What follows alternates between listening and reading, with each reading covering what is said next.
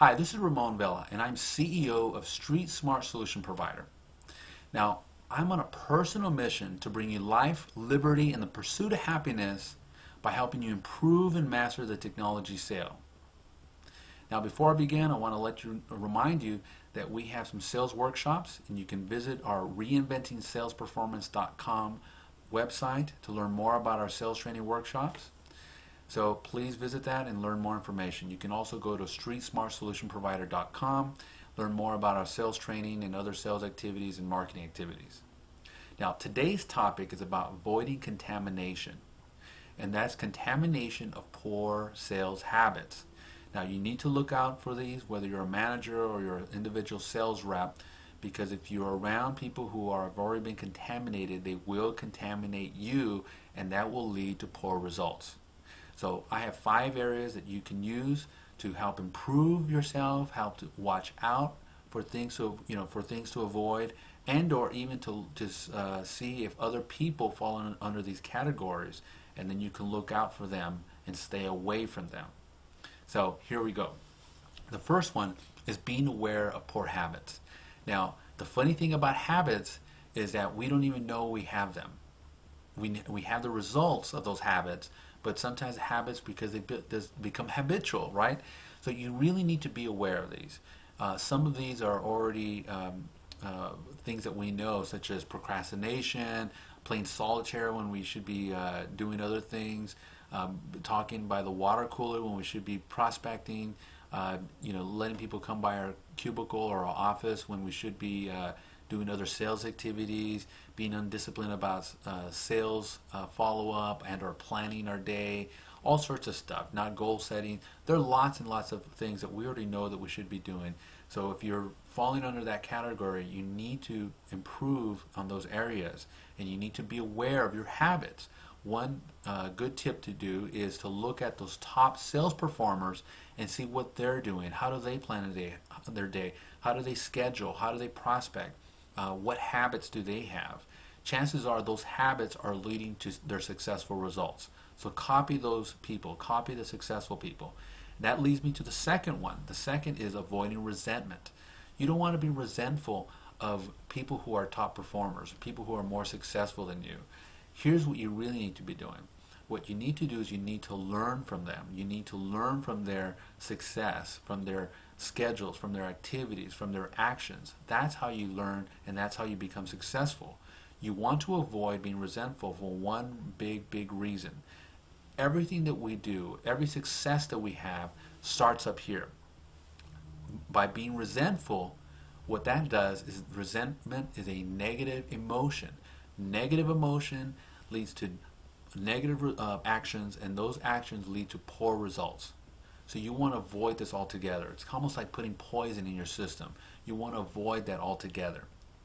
Now the next one is constantly improving your sales technique and tools and performance.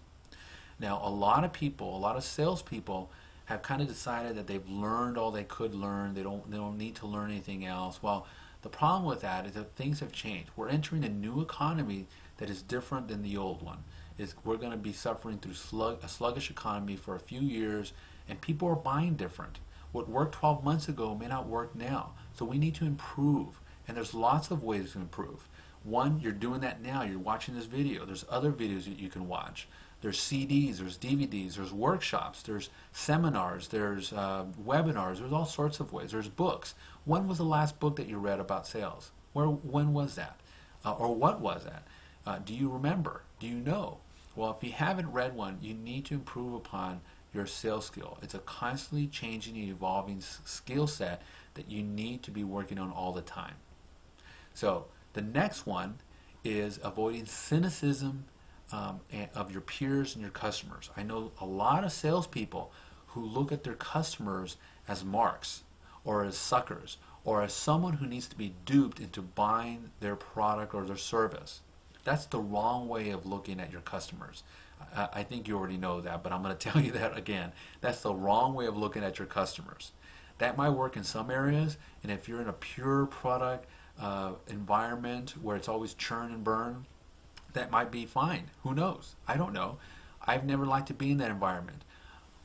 But I will tell you, if you aspire to being in a technology sale that provides service, consultation, and solutions, then your perspective on your customers needs to be completely different. You need to look at your customers as partners, as collaborators, and you need to look at them with respect. They can see all this, and this will all matter within your sales process when you're doing a consultative technology sale. So again, avoid the cynicism of your peers and your customers. The next one is avoiding complainers and blamers. Now, you should already realize this. We all know, we all do it a little bit, but I'm going to tell you here, you really need to stop it.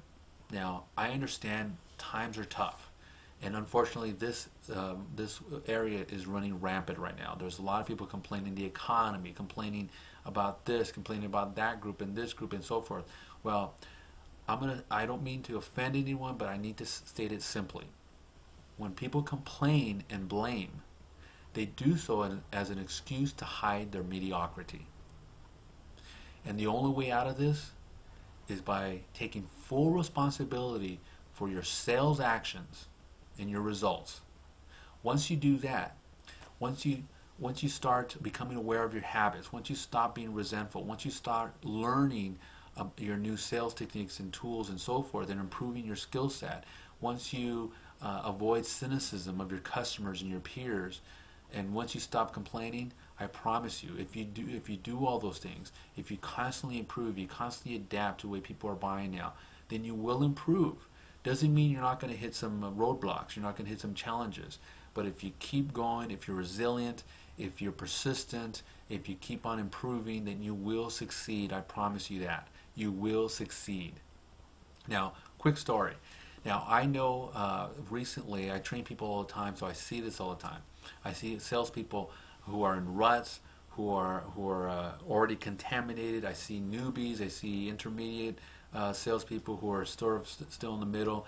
Well, there's a story here that I once had this office tell me about a new person that they hired. They put that new person into this office. Unfortunately, they weren't quite aware of all these areas of contamination. And so what happened is that this newbie got contaminated. You know how the story goes. They started off strong, they were eager, they wanted to learn, their numbers started climbing, and after a while they just started heading south. Unfortunately, by that time they were contaminated. They had already started learning poor habits, poor resentment, all the things that these other salespeople in their office were basically contaminating, poisoning them. Well, they learned from their mistakes, these sales executives at this company, and what they did is the next time they hired someone, they put them in an office that had top performers. Now, you know the rest of this story, because what happened is that they didn't get contaminated. They actually learned from the top performers. They learned by observing, by being in that environment, by learning from their habits and their actions and their results, etc. And that new person went on to excel. And that is the moral of the story. Avoid contamination.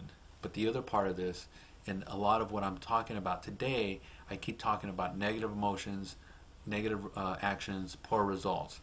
Well, everything that we do starts up here. So it's so important. As a matter of fact, I don't know any other career or a place where attitude is more important than sales, because we will have roadblocks, we will have challenges, we will have problems. This is not easy, folks, and this is why we earn the big bucks.